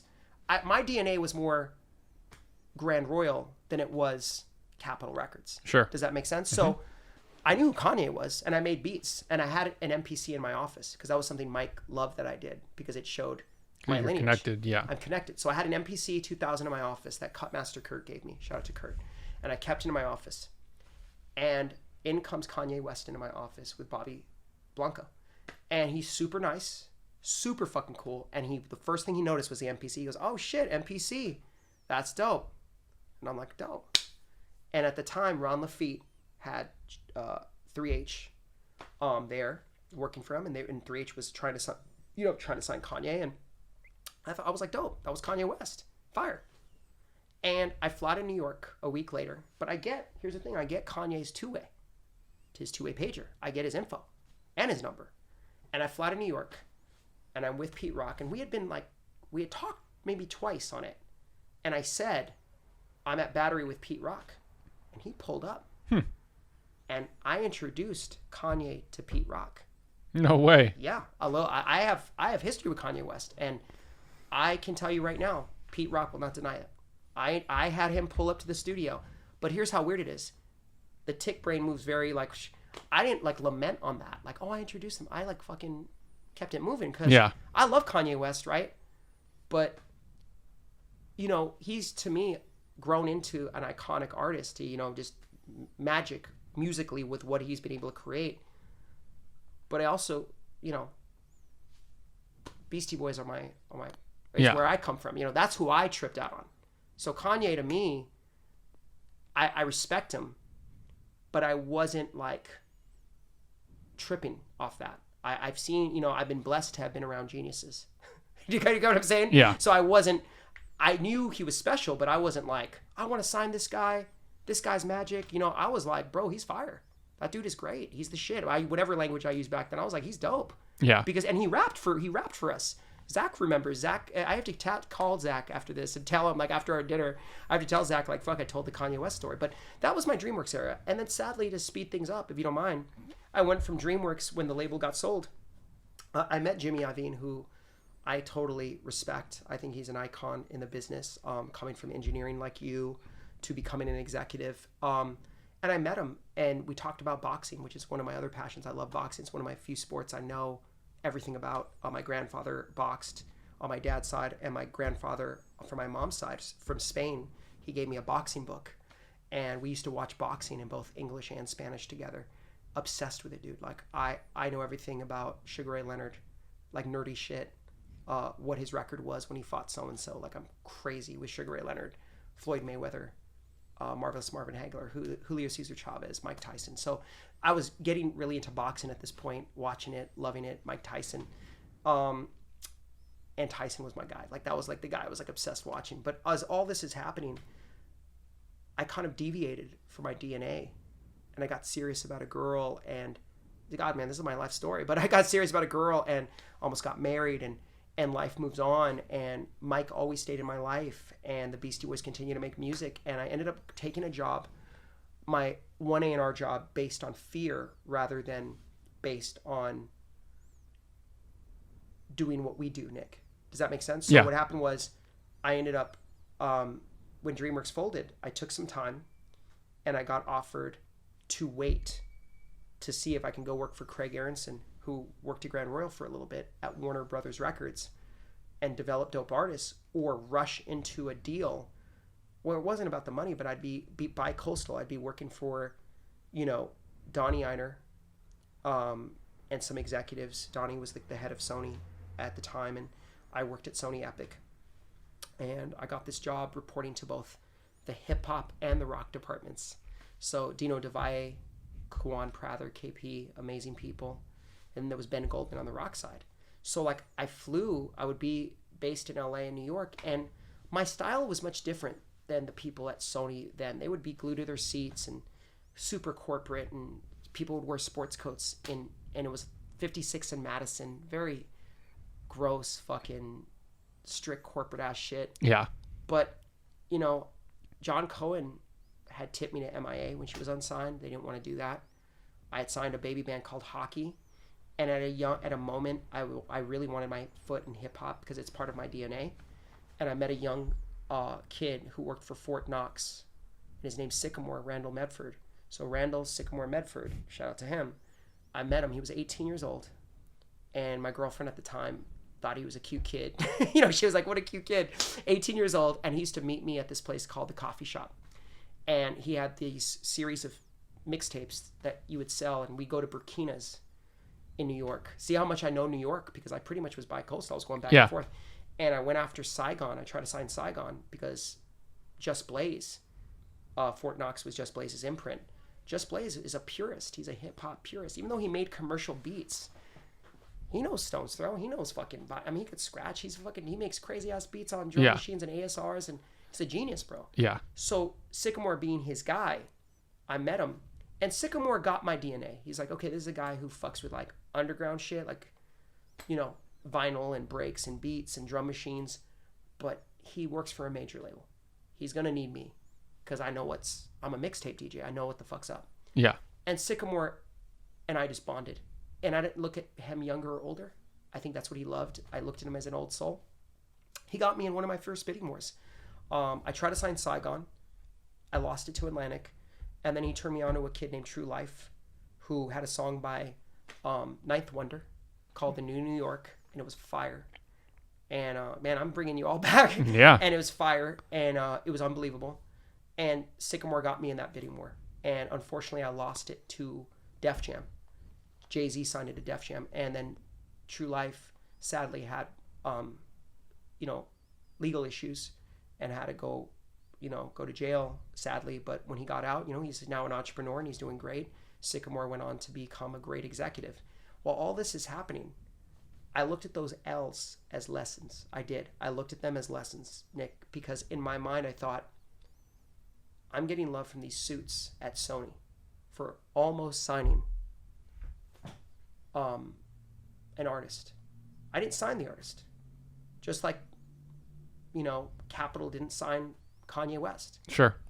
I really, in hindsight, I look at, it's about what you do sign, what you don't. But what you don't sign is a lesson. You, Nick, what you might look as a loss, like, God, man, I should have signed that kid to a production deal here, or I should have locked him in and maybe helped him get a better deal because I could have shepherded it. I could be a shepherd for these young artists that come to truth, right? Yep. Of course, there's a lot of, we think about those things. I think about those things. But that stint at Sony Epic showed me that I could still do A&R. Not only could I could do A&R at a competitive level and still have my foot fucking with underground shit. Yeah. I could still stay in shape and know what Truth Studios are and then work it out. You know what I mean? That kind of shit, right? So I ended up getting a job. Craig Aronson changed my life. He called me. I was at the Hudson Hotel. Shitty fucking room. Shitty room, bro. I remember this. I was miserable. Girlfriend shit was going bad, bro. Like super bad. And I remember thinking to myself, okay, this shit is going bad. I'm not going to end up getting married. I'm probably going to get fired from Sony. And I'm miserable because I'm not going to give them the shit they want to sign.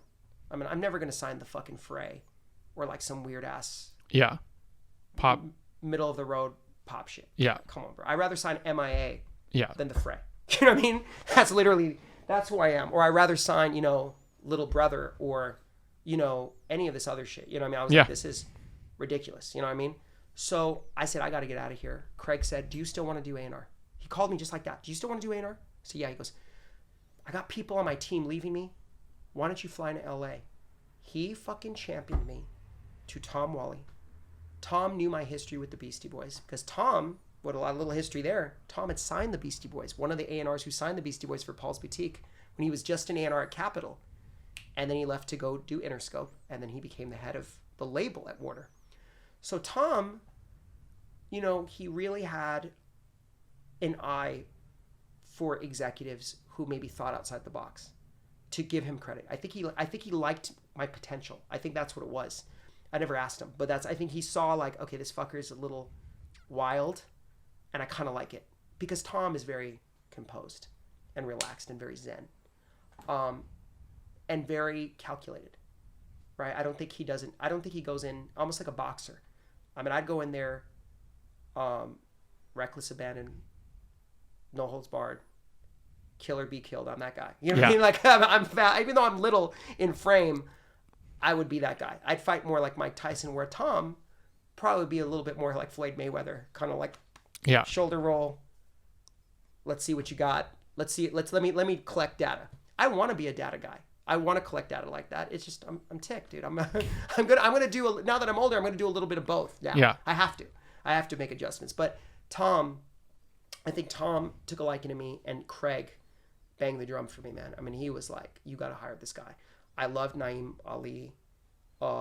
Rachel Kirsten was there.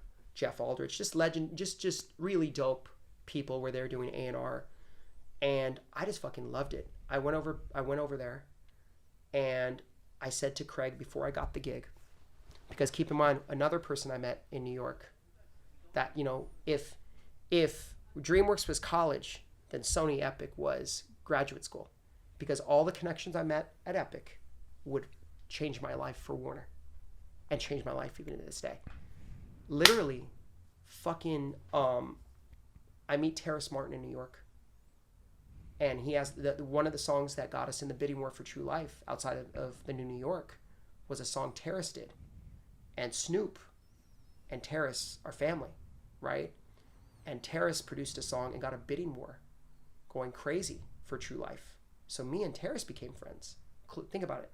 Came up around the same time, obsessed with gear. And by this time, my drum machine collection had grown, and I got really into beats and drum machines and things. I was obsessed, bro. I mean, I have an insane collection. You've seen it. Yeah. I have an insane collection. Insane collection. I'll go, yeah, it's an insane collection. And that was because Mike D said, invest in something you love. Like, instead of like, and Wag did too. Wag and Mike, we started this production group. I forgot to mention this, Latch Brothers, and we remixed At the Drive-In and Q-Tip and a few people like that. But in that production group, and we scored a video game and an action sports film for Tamra.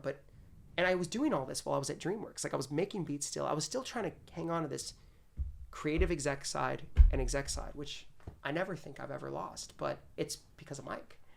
And Mike got me into, like, put your money back into your passion. So even when I just had a mattress, I had an SP1200. Yeah. I was always just collecting gear. I'm obsessed with gear. I would say 90s hip hop drum machines and things like that. It's just my passion. But while this is all happening, I think Terrace and I bonded over drum machines, MPCs. He's obsessed with an MPC 3000. He's really great at it. And he loves SP1200. So we bonded on that, and we took that bond and love for each other, and we literally carried it over to a whole other label. I couldn't sign him at Sony. And what I did was I went to Warner as director of A&R, and I said, Craig, before you hire me, please hire Terrace or sign Terrace. He goes, what do you want to do? I said, let's do a song component, songs, like a 4 or 5 song component. Give him his own imprint called Jakai Music Group. So he becomes our baby Dr. Dre. He becomes an incubator for us. Yeah. And I gave him that deal. So Terrace Martin came in, and one of the first things Terrace wanted to do was his artist project. So Terrace, under the Warner Brothers Records umbrella, he touched all of Naeem's projects. He touched all of my projects. And he was my first signing, really, at Warner. And I knew he was going to be, I rarely say this, but it's the truth. There was something special about Terrace Martin. Yeah, of course. There was something, charisma, charismatic beauty about his music and how good he was. Yeah. And I loved him. I was like, this is the fucking guy. And I locked in with him and we became friends. I got him that deal. And when I got Terrace at the same time, I was going around, this is 2006 and 7. I was single. I was moving around LA, just like the way I did as a kid at Grand Royal. But this time I was listening a lot more. I was older. My ear was up. And I had a session drummer, tell me about this group called Jay Davy. He was an Australian session drummer named Alex Karpitis. Great guy. But he said you should... No way. Yeah, you know who he Weird is? connection. Yeah. He's know amazing. Yeah. Get the fuck out of here, really? Yeah. That's crazy. So Alex, bro, 1 second. Is that all right? I'm just going to say one thing. Alex Carpita, sorry about that. Was a family member. No, you're fine. So what happened was Alex Carpitas tells me about Jay Davy. And he knew this girl named Jack Davy. And it was his homie. It was his friend. And same thing with Brooke DeLoe. Guy named Brooke, girl named Jack. And they were making this trippy, spaced out jazz, alternative R&B music. And they were playing Cinespace. And Steve Aoki loved them. And Questlove loved them. Kanye West loved them. And people loved them. They were in the scene. And they were just moving. At the same time, Pac Division's moving around. And all of these people are moving around LA. And I saw Jay Davy, and the label didn't get them, but I, helped put them in with like Greg Kirsten, who's amazing, and Greg Wells. And with Brooke DeLoe's vision and Polyester and and Thundercat, who was in the band, I think they were the precursor for all of this amazing music that we have now with Doja and SZA and all of these people. I believe Jay Davy did something really special for music in general and the culture. And I go back and listen to Jay Davy and I'm like, fuck, it was so ahead of its time. Mm-hmm. So that was that was one of my first signings as well. And then I knew that was kind of my roster. And then I knew I needed to sign something in their mind mainstream, but in my mind, both mainstream and dope. Because there's nothing wrong with being mainstream and dope. Beastie Boys were mainstream and dope. Prince is mainstream and dope. So Benji Grinberg and Jennifer Justice tipped me to Wiz Khalifa. And I was blown away. I remember being at M Cafe here with Jennifer Justice, and she gave me the Show and Prove CD. I tapped in with Benji. I met him at South by Southwest as well, and he played me a demo of Say Yeah with the Alice DJ sample. I was fucking blown away. I was like, this shit is fucking fire. This shit is like out of here. And I thought it was commercial enough to win, but different enough and youthful enough to be special and still be credible.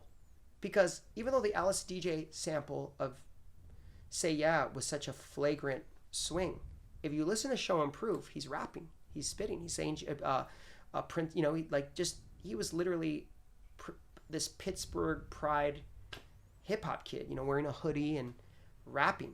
And I was like, okay, Wiz actually can rap, and he's dope, and there's something about him. And I flew, I believe it was Penn State. I have to check with Benji and Edan, but when I flew into the city of Pittsburgh, Benji had the radio station shout me out, and DJ Bonix shouted me out. Cool. And it was amazing, and it was like 2007, and I did a 3 singles deal with an album option.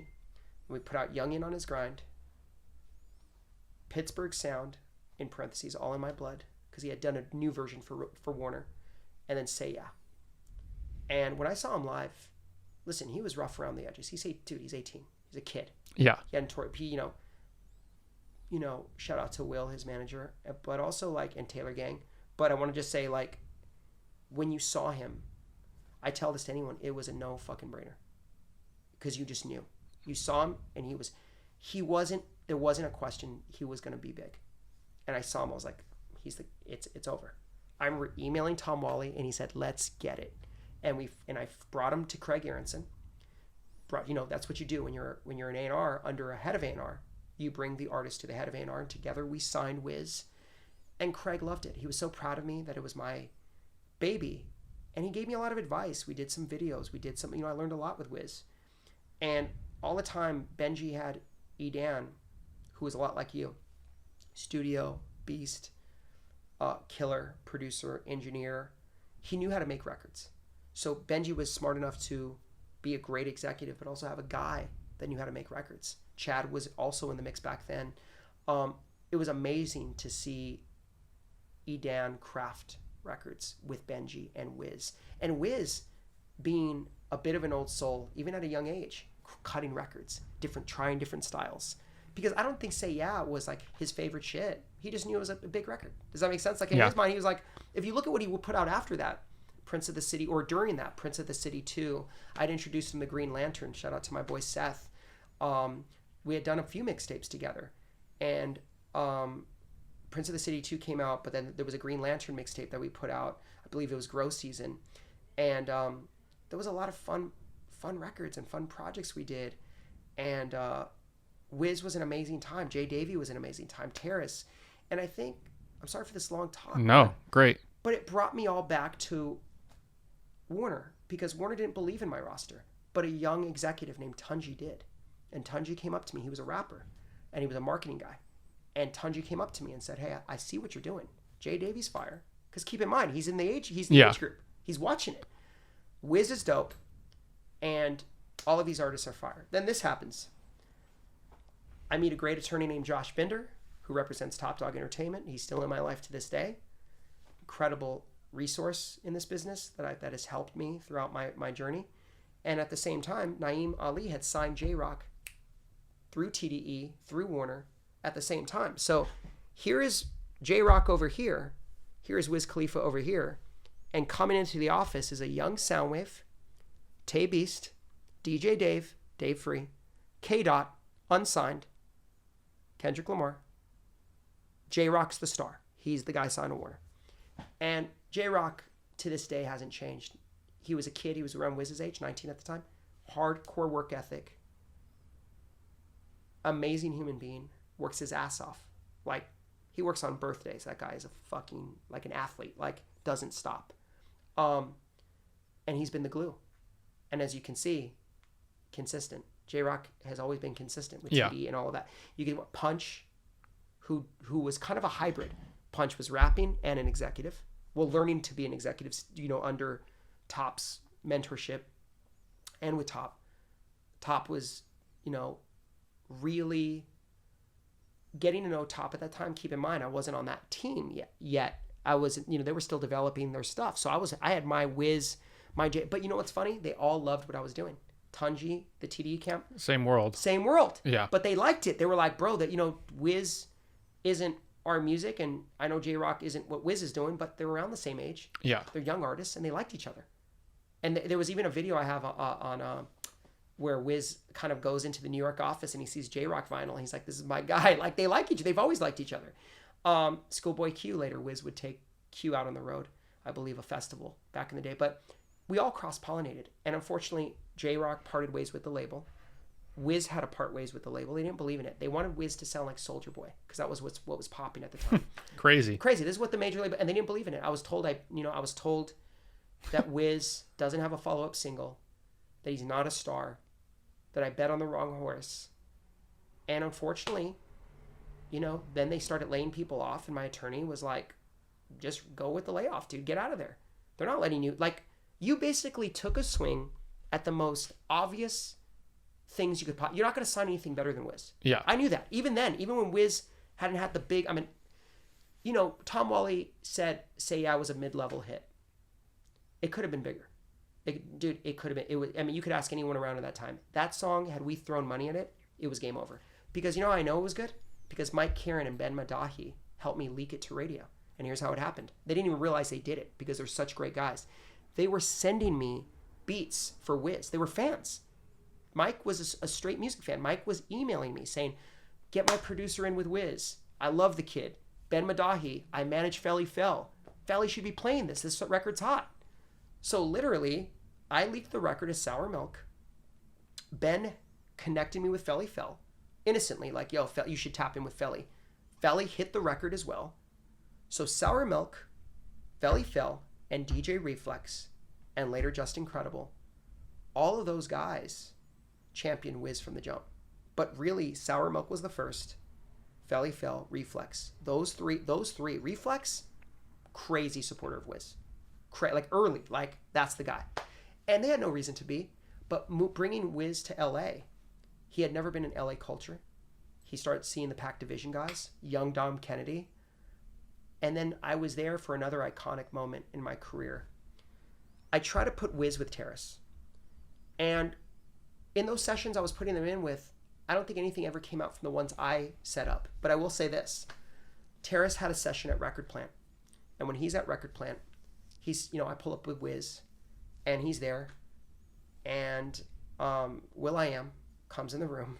I could tell Wiz was like, wow, Will.i.am walks in the room to see Terrace. Because, Terrace is tapped. Yeah. He's tapped in. And Will.i.am comes in about making a funny joke. And in comes Snoop. Right. Will leaves the room, in comes Snoop. And I was there, and Wiz will tell you this.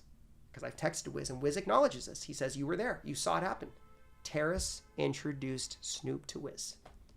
And that changed Wiz's life. Yeah. Because Wiz, where Snoop is my generation's artist of that style, Wiz is this generation Snoop. Like, Wiz became this iconic guy who loves weed, who makes great songs, who makes anthems, right? And that's what happened. So through my connections at the right place at the right time, that all happened. Amazing. And that's, so, and then I left Warner and I did music supervision, and I got back into beats, and I became an engineer with Mike. I actually did some beats that got used on VH1 and started doing some licensing. I was licensing different artists that I loved at the time, and I was doing independent A&R and music supervision and doing super well at it. It was insane. I was doing like VH1 and MTV, and I was trying to license everything from like Ariel Pink to like Bangladesh and whatever the fuck was hot at that time. You remember all these, what I mean? Yeah. And I was loving just hip hop, and it never changed, And I got a little Avid interface, and I started dusting off my drum machines, and I started going to Future Music, and I started trading in gear and getting more gear and getting, without really breaking the bank, I started building like a very cool little analog studio in my apartment, and I just felt like, shit, I feel creative and I feel like myself again. Yeah. Being freed from this major label journey post Beastie Boys, post Grand Royal.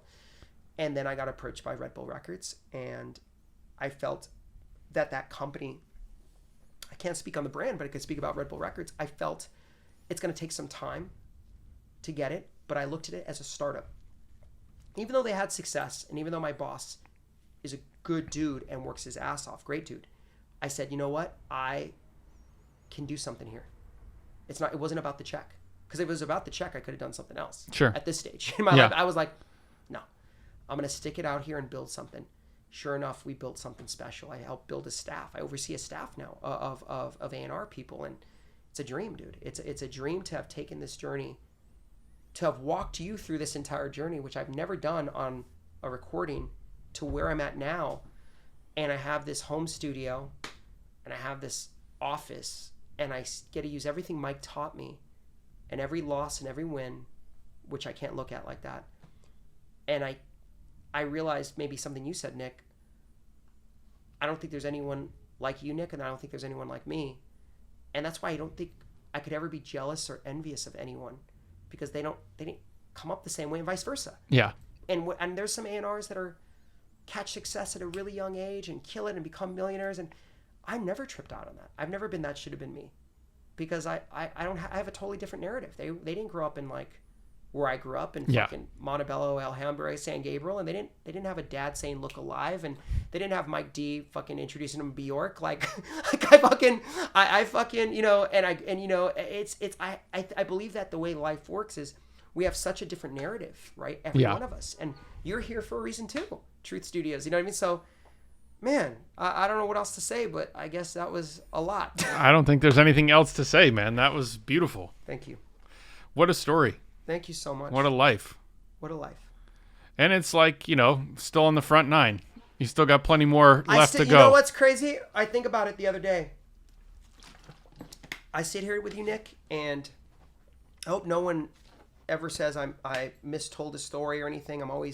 I think I said everything that I needed to say, and it's the honest to God truth. I don't think I've ever told my story like this ever in my life, like this in one sitting. It's always been in increments. But the journey's crazy, you know? Yeah. The journey's crazy. It is. And I never thought it was until I fully said it. But it made me who I am today. It made me want to mentor. I think at this stage of my life, Nick, what I want to do is I want to help people. Yeah. Which I always done, but I really want to do it heavy. I want to mentor. I want to see people find their own story and narratives. I want to see whoever those next artists are, the next Whizzes and the next Beastie Boys and the next, Terraces, find their place. Yeah. And move on. And I used to always see like Lenny Waronker and all these amazing guys with gray hair at shows, and I think, my God, how do they balance it and have a family and call their kids, and what does their family think of them, and what do the Knicks and the creatives in the business think of them, and how do they still do it, and what stimulates them? Why do they still do it, right? Why do they still wake up and still do it when they don't have to? And I think I answered my own question. I think this is just what I'm going to do, and I hope to do it for the rest of my life. I'm sure you will. It still feels like the love is there. Yeah, I love it. So purely. Thank you, my brother. Yeah. Thank you, man. This was a real treat. Thank you, man. Yeah. If you could edit me and look good, I appreciate it. No, you look great, man. Let's call it. That was fantastic. Thank you, man. Fuck, I can't believe that, dude. I've never told that story.